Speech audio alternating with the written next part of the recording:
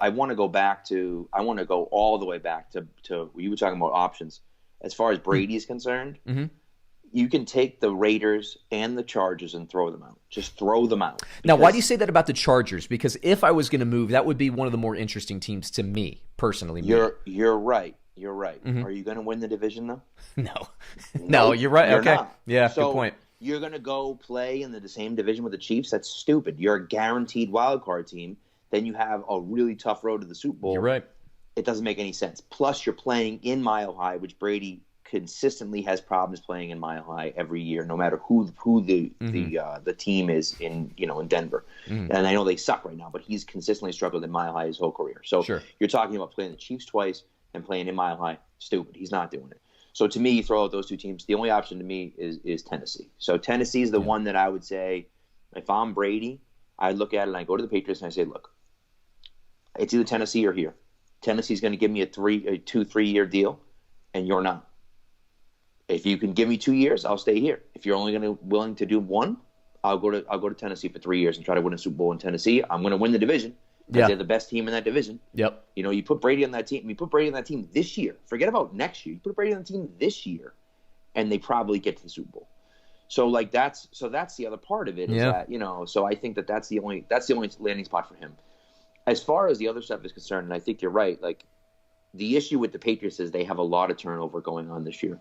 They're going to lose Joe Thuney, probably arguably their best offensive lineman. He's gone. They're losing some pieces on defense. You're definitely losing Jamie Collins. I think you're probably going to lose Van Noy as well. Devin McCourty's a free agent, so you got to, that depends on whether he comes back or not. And so, there's a lot of people, a lot of flux going on. On both sides of the football. You lost Dante Scarnecchia, arguably the best O-line coach in the history of the game. And so, losing your arguably your best offensive lineman. Then there's also a question about David Andrews, who was out last year, with the blood clots in his lungs. And I don't know how he's going to come back.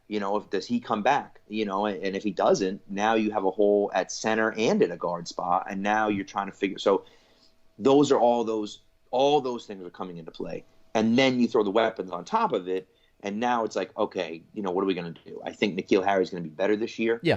I think that, people are talking about him sucking. I think it's stupid. No. I think he played pretty well last year. Yeah, he was injured for like half the season, right? And that's part of the problem is, him getting injured, hurt them a lot, I think. But, even the jet sweeps and stuff, he was pretty consistent on that. So there's been some noise about them possibly moving 23 for Stephon Diggs. If that happened, I would do cartwheels in the street. Probably isn't going to happen, but it would be pretty awesome if it did, because Diggs fits that mold as a guy who's like a good wide receiver, but also a great route runner.